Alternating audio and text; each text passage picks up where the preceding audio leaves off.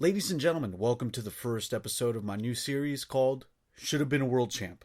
In this series, I will discuss the various reasons why the highlighted superstars should have been a world champion for the WWF or for WCW. This will also be a part of the pay-per-view wrestling podcast channel, where we already have reviews on WWE pay-per-views, and our weekly show, Two Smarks and a Mark, where we discuss wrestling news from around the globe. Be sure to listen and download our backlog of wrestling content.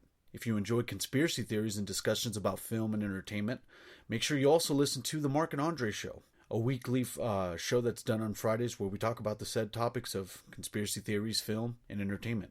And for all those who collect retro video games, there's also a third show called Retro Collecting 101, where we talk about retro video games and news regarding the retro collecting scene.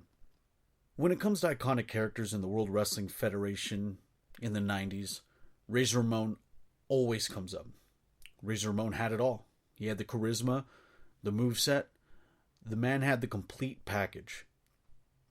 With all of what we saw as fans, it goes without saying that the WWF, at the same time, saw the same.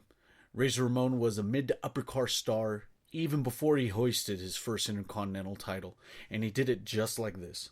Razor's first major feud began against the Macho Man Randy Savage, where he interfered in a championship match when Savage faced the Nature Boy Ric Flair.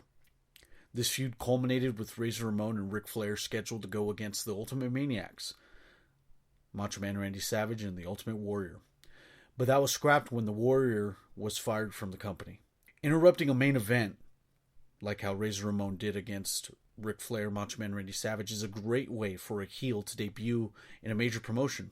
The focus of the whole event is set on the championship match, which in turn would be the main event. And then someone you've never seen before interrupts and ruins it for both men. Depending on how the finish is booked, it won't affect one guy because the one person being the heel would retain and the babyface would be the one on the losing end of it. So by Razor-Ramon interrupting a main event on a major scale like that is a perfect way for him to get notoriety for being a heel that WWF wants him to be at that time. Razor had a chance of the world title, but only because of the Ultimate Warrior leaving the company. You guys all probably remember when he faced Bret Hart at the Royal Rumble. He lost via tapping out to the sharpshooter. Having Razor being the replacement could be interpreted in many ways. Some may say it was a last minute thing, but plain and simply put, he was a draw, and the guy could, build a feud and put butts in seats. Of course, Ultimate Warrior at the time would have been a great person for Bret to face during the mid '90s, but unfortunately, due to certain things, he wasn't able to. Left the company, and WWF had so much faith in Razor-Ramon as a character and as his persona that they were like, well, let's have Bret Hart face Razor-Ramon for the title at the Royal Rumble. Nonetheless, it was still a good match to see. So after this is when the WWF put the Intercontinental title on him for a total of 4 times. Scott Hall had the WWF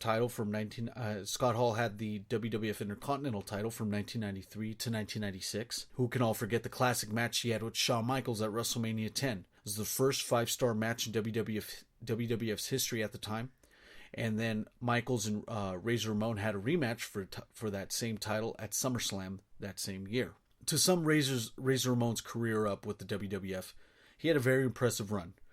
From his debut from 1992 to his departure in 1996, he was a 4-time Intercontinental champ and had the greatest singles ladder match in the history of the WWF.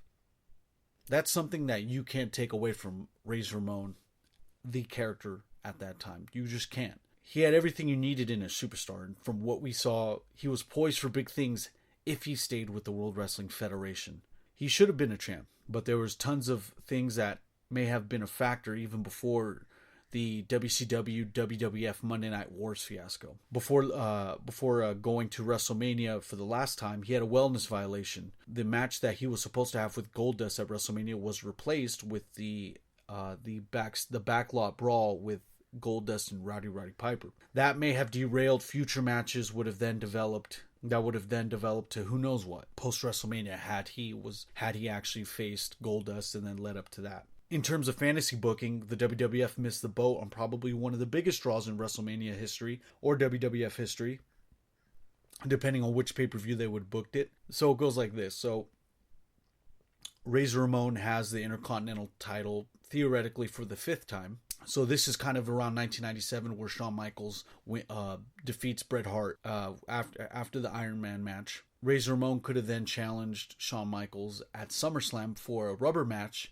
for the WWF World Heavyweight title. Then you have Razor-Ramon and Shawn Michaels at SummerSlam in a ladder match for the 3rd time. This time it's title for title. What better way to get both guys over than having this prestigious match being fought on SummerSlam? It would have added more legitimacy to SummerSlam, and it would have helped both stars. And it's one of those rare kind of fantasy matches where it doesn't really necessarily hurt the stock of one star or the other, no matter which way the decision went. Razor-Ramon could have been in the rarefied air of hoisting both the Intercontinental title and the WWF title at the same time after beating Shawn Michaels. If it would have happened, Razor would have been Razor would have been more iconic than he is now. Razor-Ramon would have been a perfect ally for even the Nation of Domination had he stayed, helping elevate the stable even more. I mean, you look at the way the stable of the Nation of Domination looked, you could theoretically even put Razor-Ramon in that mix. It would have been one of those cool things to see. You know, it would have helped the stable with legitimacy. Having all those scenarios being said, we have an underlying issue that needs to be addressed. Now it's like this. We can either have a fully lived career of Razor-Ramon, or we have Scott Hall and his WCW run, which gave birth to the most important wrestling faction of all time, the New World Order. Now think about that. Which will we want more? Sure, Razor deserved the world title, but we as fans needed the NWO even more, and it would have been impossible to have both. If you have a fully lived Razor-Ramon career, you wouldn't have the NWO, and then you wouldn't have the Monday Night Wars, because we can all agree without the NWO, the ratings war there would have been no ratings war at all. There's tons of ways to look at it, and it's kind of one of those unfortunate situations where if you have a fully lived Razor-Ramon career, you don't have a fully lived Scott Hall career, which then means you don't have the New World Order in WCW, and that just makes everything, that just opens up the floodgates to so many negative possibilities. To me, Razor-Ramon is still regarded way more than a bunch of world heavyweight champions that I know. From what I've heard and from a bunch of opinions of other people, Razor-Ramon is more iconic than that of Diesel in WWF, than that of Yokozuna in WWF, than that of tons of other stars who've held the world heavyweight title very briefly. Now, for the career that Razor-Ramon had in WWF at this time, being 4-time Intercontinental Champion, and only having a short run, mind you. Remember, guys, he was only in WWF from 1992 to 1996. So having him get that title, even a title in WWF at that time, very quickly, is a lot to be said. I want to thank you guys for tuning in to Should Have Been a World Champ featuring Razor-Ramon. This is Mark Flores with the Pay-Per-View Wrestling Podcast. Keep in mind, guys, I'll be able to leave links wherever I can, leading you up to all my other projects that I have lined up. And if you guys like film, entertainment, conspiracy theories, if you guys like more wrestling podcasts like this, I have a bunch more. Tons of backlog with that. And I also have a podcast where I talk about retro collecting and collecting retro video games. I want to thank you guys for tuning in to the first debut episode of Should Have Been a World Champ featuring Razor-Ramon. I'm Mark Flores, signing out.